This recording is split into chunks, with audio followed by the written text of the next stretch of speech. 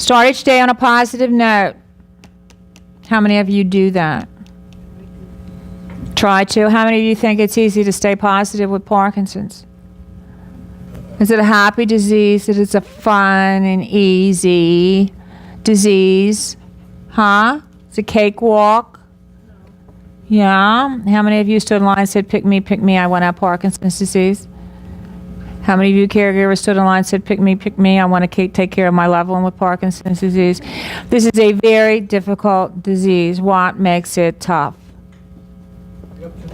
The ups and downs. Now, Parkinson Patient Power is all about you, me, myself, and I. Your opportunity once a week to go inside to realize what you are feeling, what you are thinking, what are your fears, your concerns, your successes. This is all about you as a Parkinson patient or you as a Parkinson caregiver. And I'm not up here chatting for an hour by myself. I'm here to have a dialogue with you, to have engaging interpersonal time with you. What makes it hard to stay positive with Parkinson's? You know, sometimes I refer to it the positive face of Parkinson's. Is there such a thing? Huh? No, work on it. You got to work on it. It's just like anything else in life. You know, you people face a huge, overwhelming challenge. I call it the challenge of a lifetime. Living day by day, 24 hours a day with Parkinson's disease. This disease, unfortunately, takes center stage because it's just not one or two little things going on with you that you can put in your back pocket, you know, for 20 hours a day and only deal with it once in a while. This is every minute of every day. This disease is impacting you on all different levels. So your need to use whatever energy you have left to stand up to it, you got to stand up to it. All right? You got to be stronger than Parkinson's. You've got to be smarter than Parkinson's. That takes energy, doesn't it?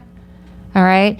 And you have to make a conscious effort to stay positive, because this disease will roll you over and negate faster than anything else out there. How does it make you feel to have this disease? My patients, what do you feel? Or what are some of the roles of waves of feelings that come over you during the time that you get out of bed till the time that you get back in bed in the evening? The highs and the lows. The highs and the lows, the ons and the offs. Okay, it's tough because it's hard enough as a senior to make some sense of the day, to have a plan for the day, to have the energy, the stamina to get through the day, right? But you're imposed upon by the highs and the lows, and the highs and the lows aren't only emotional but physical. You just watched Bill. He literally went off. And he knew if he didn't get up now and go home, he would not be able to manage getting home. You understand me? He wanted to stay. He had every intention when he was in the catering line to stay.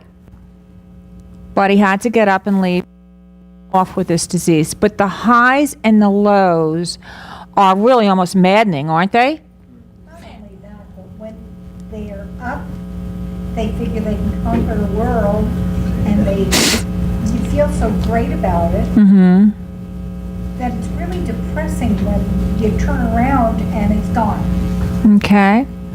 Yeah, you see your loved one high. That's the voice of a caregiver. You see a loved one up high, and they've got their spirit back, and they have their passion back, and they have their enthusiasm back, and they're doing the things that they love to do, and they're having a good time on more of a normal functional level.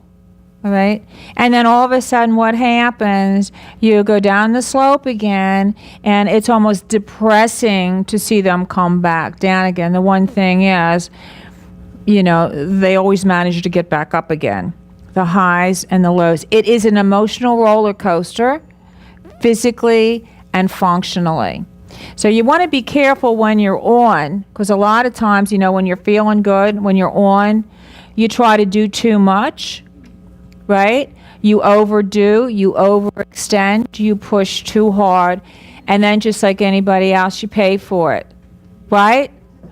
If you try to do too much, you get too tired out, and then you get 2 days to recover from 1 day too much. So, but depression is a real thing with Parkinson's disease, but try not to feel depressed when you feel your loved one come down into a lower functional state, right? That's the time that you need to motivate them and say, take it easy, relax, put your feet up, and when you feel better, we'll be able to do what you want to do. But it makes it very, very hard to plan your day. And there's a lot of disappointments during the course of the day that you thought you could do it, you wanted to do it, and your mind wants to do it, but your body won't allow it. So the highs and the lows are rough. You got to roll with it. Okay? What are your emotions? If I say to you, what are you feeling, my patients and my caregivers? What are you feeling?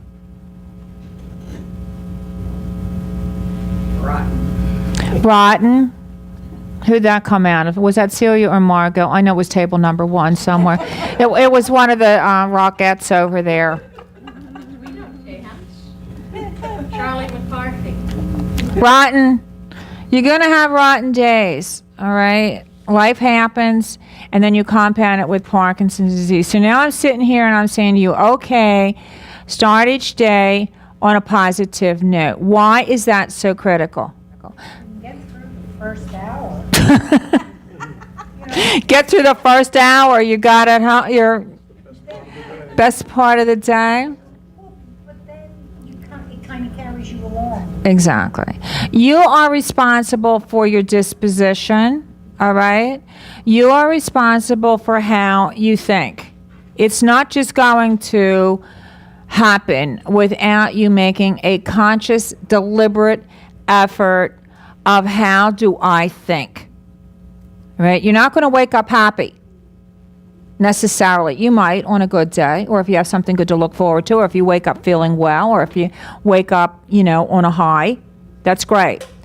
But you have to make a conscious, deliberate choice of how you choose to think. You set the tone for the day because you can only think one thought at a time, and you can choose the thought. You got it?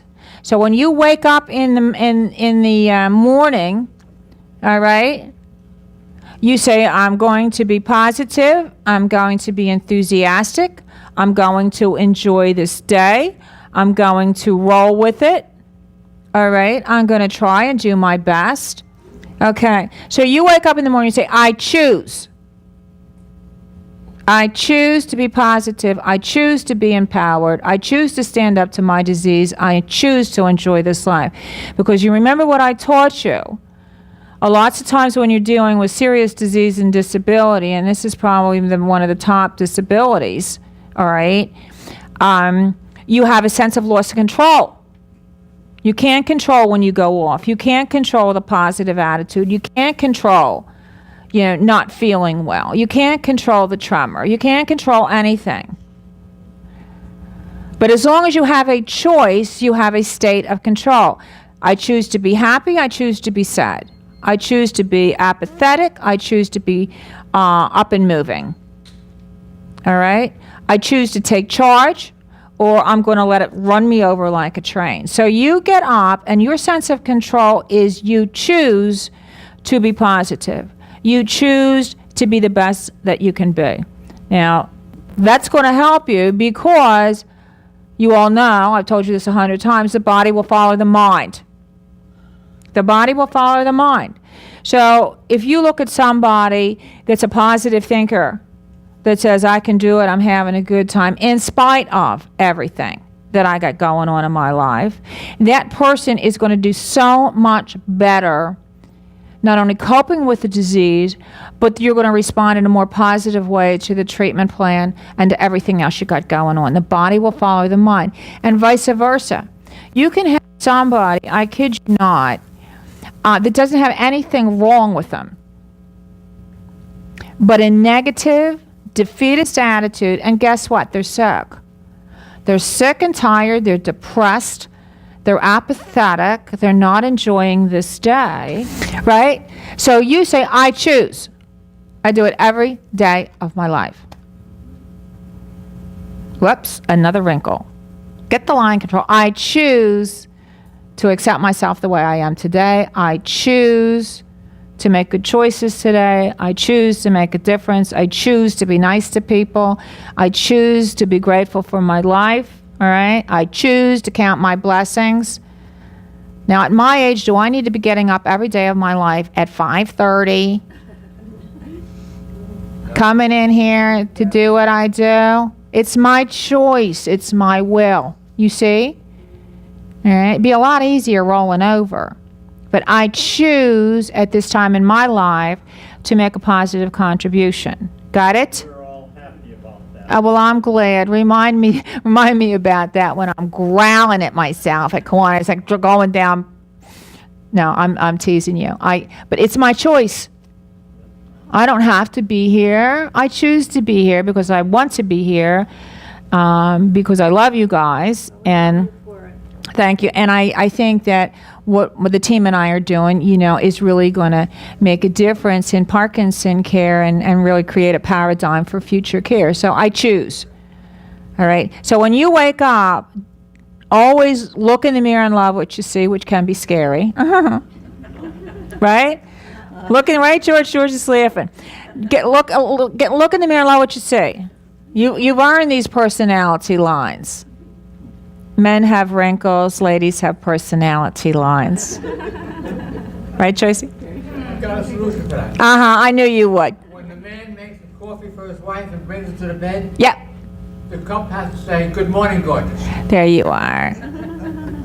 Does it every morning? Does he do that? Well, I have a cup that says good morning, gorgeous. Oh, I see.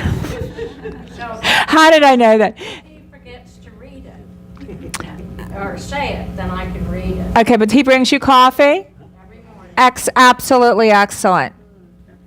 I said, huh? Good deal. Absolutely excellent. And I think we have to work, as individuals to do more kindnesses, and little things like that are terrific, aren't they? Margo, I know that you appreciate that. Little things?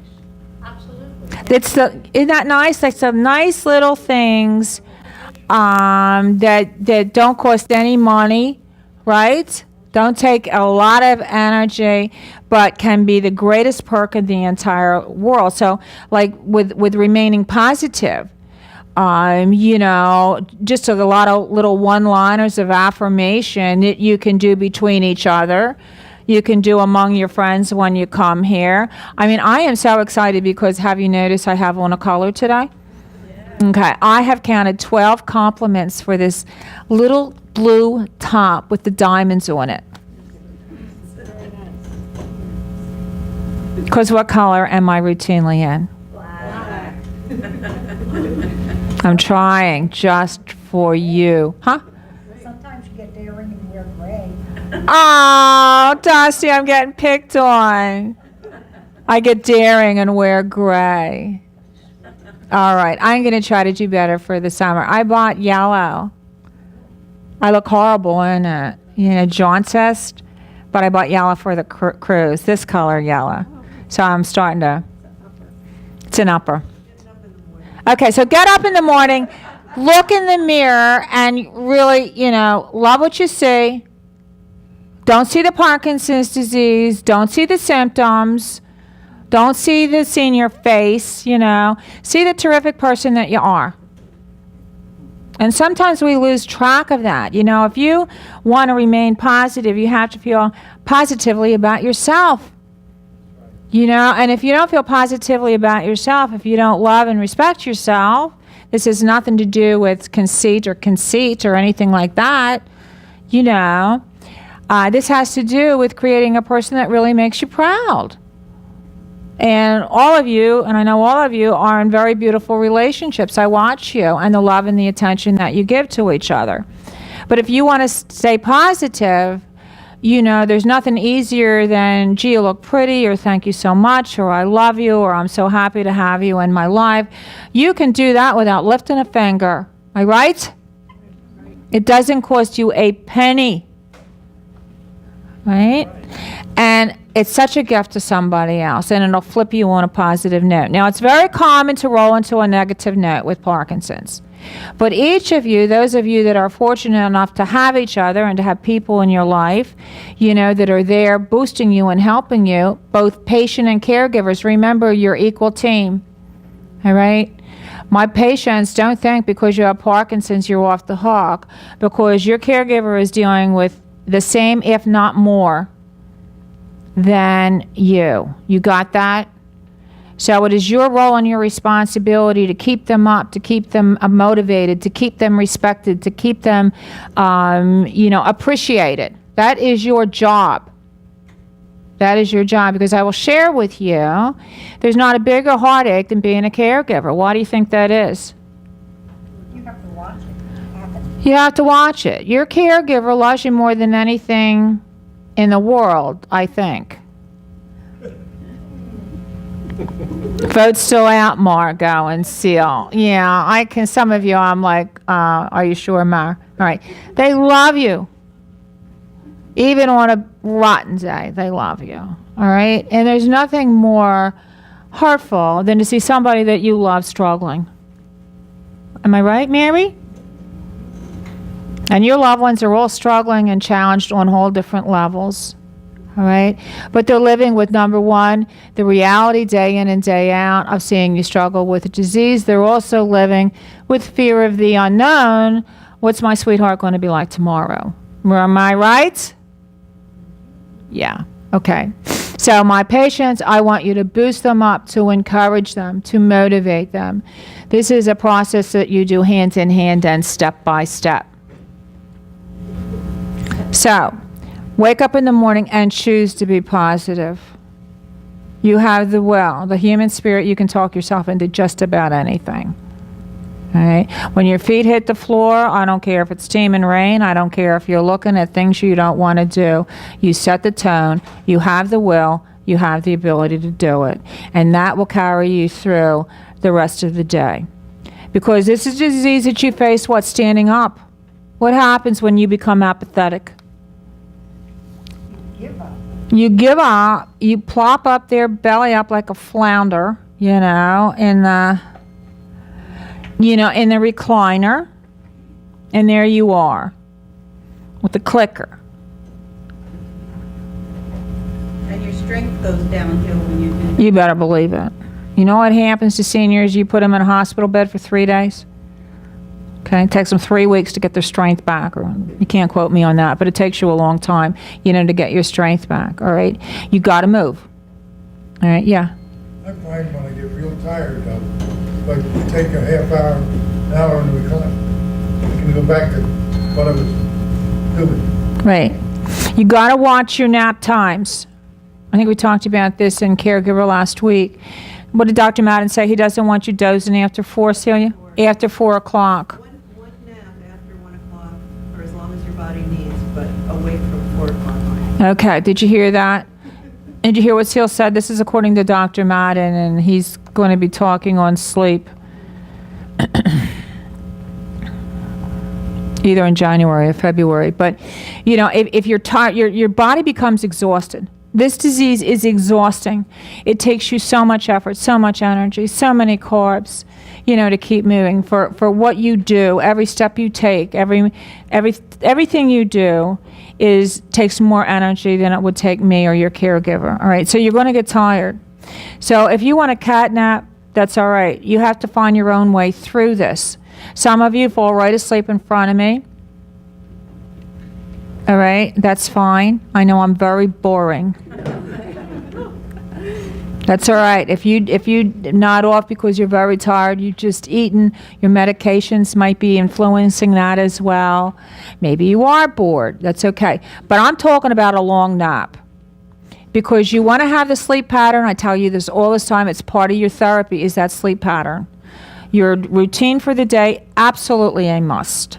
All right, and the sleep pattern as well. So if you want to be able to go to bed at 9 or 9:30 or 10, make it through the night without driving your caregiver crazy up every 5 minutes because you're awake. You're getting a bad look, Naomi. Are you looking over here? No. What time did you wake up this morning? 3:30. He woke up at 3:50. Have you been up since 3:30? I was up and then I went back and then up and and down, up and down. Yeah, but see the up and down and the up and down, they don't count. You know that. Remember them? The sleep experts say if you're not sleeping, and this blows my mind, you have to sleep. They say 8 hours with no disturbance. Has anybody in this room ever done that? Nomi was 10. Barry was drinking. Nomi was 10. All right? I flew across the Atlantic fully medicated. I slept like a baby the whole 8 hours. It's the only time I slept for 8 hours because I was so bored in the middle of the night. All right? But routinely they say you got to go 8 hours, to really benefit from that sleep therapy. All right? You don't get it. First of all, I think seniors, don't need as much. I mean, I'm not as active now as I was 30, 40, 50, 60s, right? Okay, so you're less active, right? But the ability to sleep at least 4 or 5 hours uninterrupted is very, very, very important to you. So I don't want you eating your dinner, eating a hot meal and finishing at 7 and then catnapping from 7 to 8 and saying, oh, it's 10 o'clock, I'm not tired. You see, it all makes sense. So if you need to force yourself to stay awake, stay awake. And like Dr. Madden said, nothing after 4 o'clock in the afternoon. All right? Some of you folks sleep more than others. That's all right.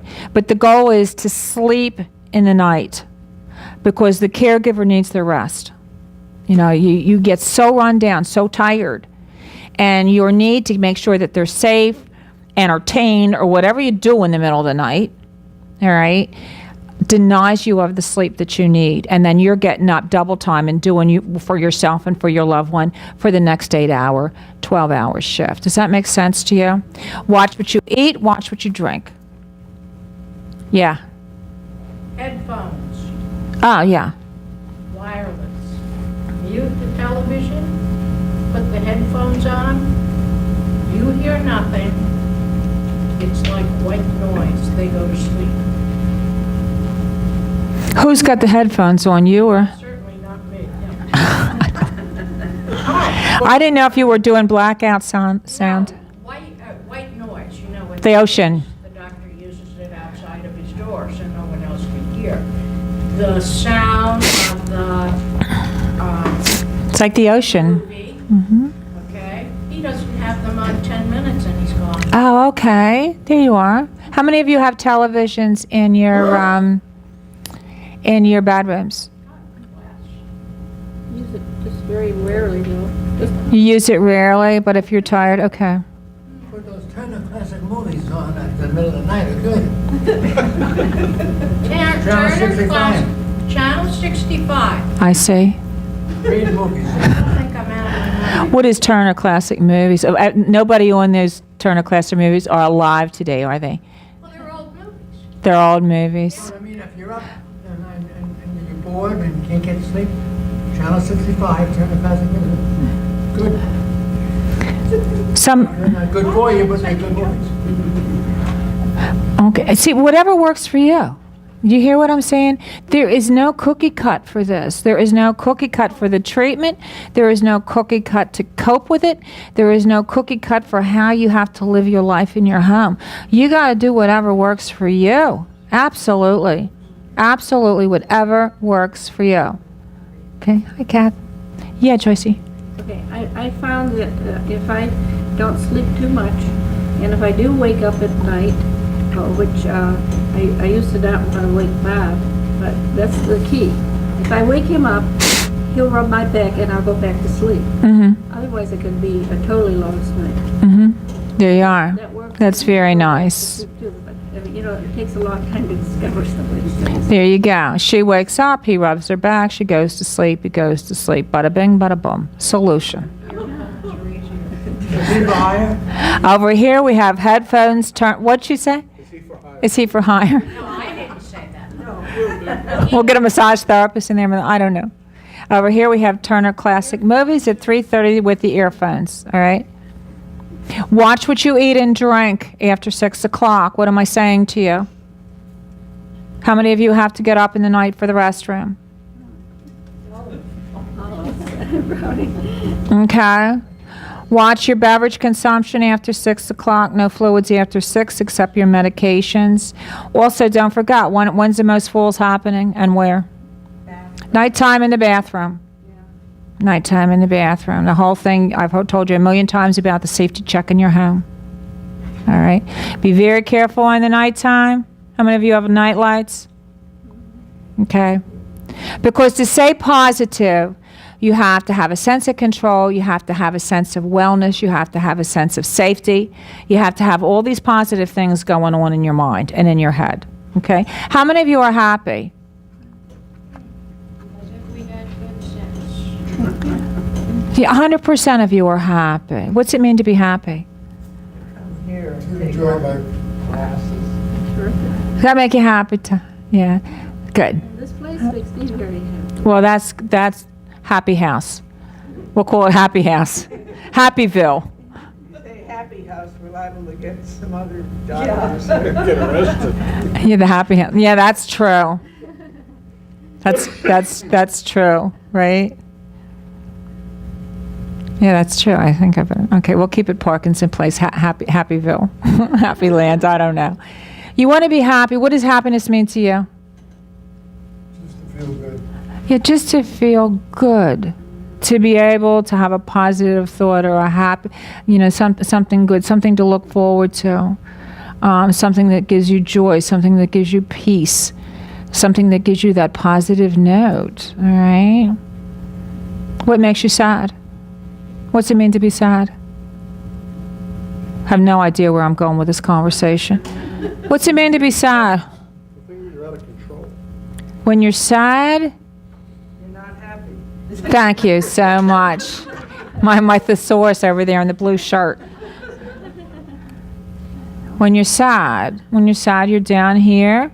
You have all the more the negative notes playing. I'm sad. What makes you sad? Why would you be sad? And I think it's perfectly normal to be sad with this disease. I don't want you to make it a lifestyle, but if you have sad thoughts, I'm a real advocate that I want you to feel them. The worst thing that you can do with this or any other disease that the good Lord asks you to live with is to suppress everything and to say, oh, it doesn't exist, and I'm just going to keep packing it and packing it and packing it and packing it. I'm just hold it in. I'm not going to let it out. I'm going to deny my feelings. I'm not going to talk about it. I'm going to act normal. That is so bad for you. You have no idea. So for you to have sadness, either as a patient or a caregiver, is a reality in your life. And you have every right to it. All right? You're sad. You're sad. What makes you sad? Watching the person that you love losing who we used to be. Cecilia always says it like it is.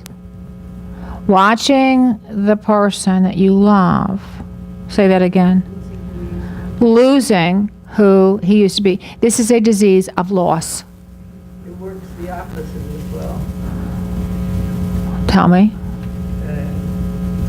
Caregiver can't always be doing what he wants to do or she wants to do. Mm-hmm. And it's sort of like the same game we're playing. Exactly.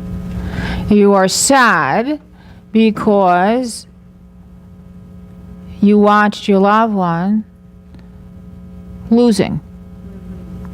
Losing is a thing of loss. You lose dexterity, you lose cognition, you lose executive function, you lose communication, right? You lose physical dexterity, you lose independence, loss, take. All right? And it hurts. It makes you sad to see that. And vice versa, you patients, I know, and my caregivers, I always remind you that your loved one knows, even if they don't openly lay it on the table verbally or openly talk about it every chance they get, they know what the disease is doing to you and to your quality of life and to your feelings and everything else. Am I right, my patients? This might be a good time to agree with me.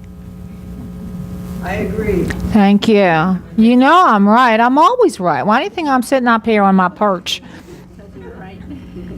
Yeah, they know. They know that you're having to give up the time to do your favorite things. And the other layer that's sad about this disease is, we're all seniors. This is a time that we should be taking a cruise to Never Never Land. And to, the young pups, they all think we're just sitting on a beach with no stress, no strain. Did you know that? They think that once you retire, it's a cakewalk. It's worse, isn't it? There's more to worry about, more to stress about, more to concern about in this decade. I mean, maybe I was young and naive. I never worried about anything, until well, truth be told, I didn't figure life out until I was 50. I mean, really get it. You know what I'm saying? Really get it.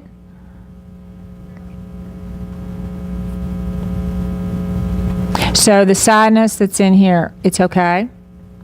When you're sad, just like when you're joyful, I encourage you to talk about it. And because a lot of times when the caregiver is sad, it's a good time to go to your loved one and say, this is what I'm feeling. Really, because sometimes you tend to be guarded, you tend to be strong, you tend to be silent, you tend not to rock the boat, you tend to work so hard on status quo that you lose the real glue, the mate in the relationship, and that is the ability to give and take, to help and love and support each other. Have you found yourself doing that? So I'm a believer that you talk, even if your loved one is having a problem with a little bit of memory loss or with thinking, with cognition, particularly with communication.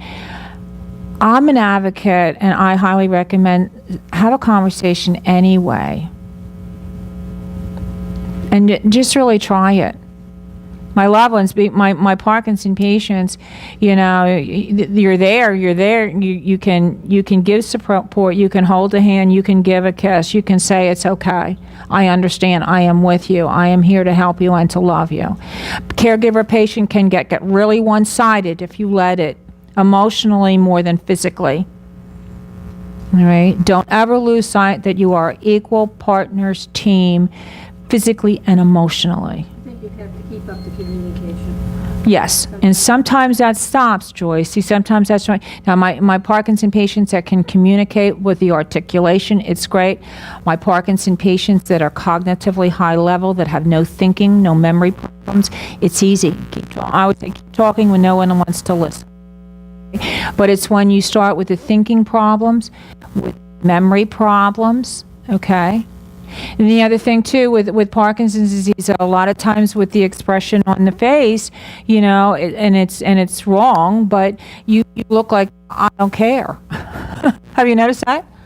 I'm not getting it. I'm not responding to you, with what I know that you are feeling. All right. So if you your loved one because you're upset or you're tired or you're worried or you're afraid or you're overwhelmed with responsibility, and you're sitting there obviously tormented and struggling, and they don't change the expression on their face, or they don't initiate what can I do to help you, or an immediate identity that you're down and out, that's tough, isn't it? That's a loss. Because people that have been together as long as you folks, which is I'd like to do the math of add up all the years. 5,010. Right, Dust? Infinity. Eternity. Okay? But keep talking. Really keep talking. Just say, honey, I just want to sit down and talk to you. Because it doesn't matter if they respond the way that you want to respond. For you to stay positive, you got to get it up and out. And once it's out of you, you're free and you're lighter, right? And who better to tell it to than the person that loves you the most? So really cue your loved one, or simply say, I got to talk to you, and I want to talk to you today at 2 o'clock because I have something I want to say to you. Maybe it's good, maybe it's bad. That's the game. They don't know if it's good or if it's bad. I want to see you at 2 o'clock. If I can fit it in. Watch them all tap dance, right? 2 o'clock in my office. 2 o'clock on the sofa, right? Better on the sofa than the office. Huh? A nap time, okay. Yeah. And that's the other thing. If you're like me, when I got something to say, I want to say right this second. Because I purge everything. Sometimes I have trouble filtering or holding it in. This day is Dusty. I had him writing double time this morning. Right, honey? He's trying to write. We've got a project going on. I'm yakking. He's a mar, Okay. So how do you stay positive? What's your tool? How do you face each day with a smile on your face? Speak to people and ask questions or tell your story. I think the ability to engage with other people, to talk with other people. I think one of the nicest things about Parkinson Place is your ability to be together with the likeness. It's like your club. It's your camaraderie because you're all qualified to help and support and understand each other, right? You're more qualified than I am. Okay, so coming here with the social aspect, the funny aspect, always have something on your calendar to look forward to, right? Always have a chance to lighten up. I always say lighten up, laugh, and love yourself. Because sometimes you can get down. And be very careful because, once you start slipping, I always say, you can have a day off. You can have a day that you're not running at peak performance or energy or positivity. That's right. My God, you're a human being. You're not a machine. You're not a robot. So you can feel a little bit down here for a day, maybe 2. Do not make it a lifestyle. Day 3, you get out of it. Do you understand that? Because if you continue with that negative mode, you're going down. There's only one way to go. And you're going to get yourself into apathy, into depression. Stay with that routine. That routine will keep you positive, under control, empowered, and moving forward. Up, dressed, meds, breakfast, breaks, activities, visits, fun stuff, roles and responsibilities. How many of you are doing as much for yourselves as you can? All right? The more you do for yourself, the more under control you feel. The more under control you feel, the more positive you feel. So don't become lazy.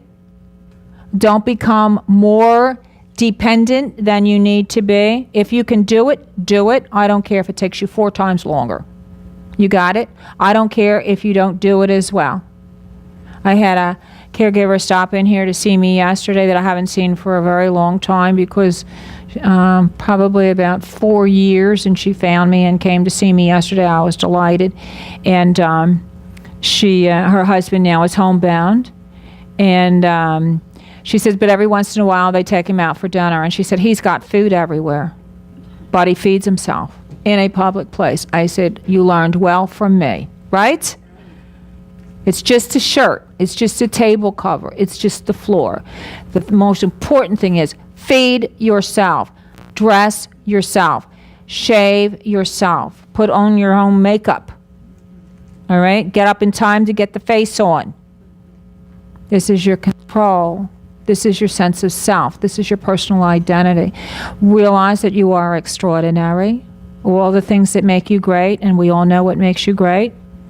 All the great qualities that you possess, all the reasons that people love you, reasons I love you, this disease can't touch. Remember that? And don't forget, even though you caregivers, you look at the loved one, they look a little different. So what? Look beneath. You Parkinson patients, you look at your caregiver, they're aging because they're taking care of you. Right? They're a little frazzled sometimes. They're a little tired sometimes. Okay? It's the same thing. It's the same wonderful, extraordinary person. So you hold on to who you are. You hold on to your esteem, your pride, your values. Okay? You wake up and you say, I'm going to make this my best day ever. Might be your last, right? So live every day. I always say, strange thing, live like you're dying. I used to think that was crazy, but it's true. You know?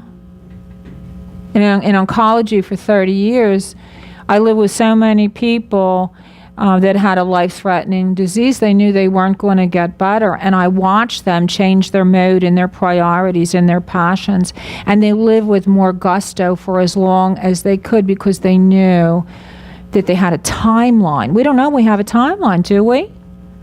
Huh? I'm going to some lady's birthday on Friday. She's 103. No walker, no wheelchair, all right? The only thing is she's deaf at 103.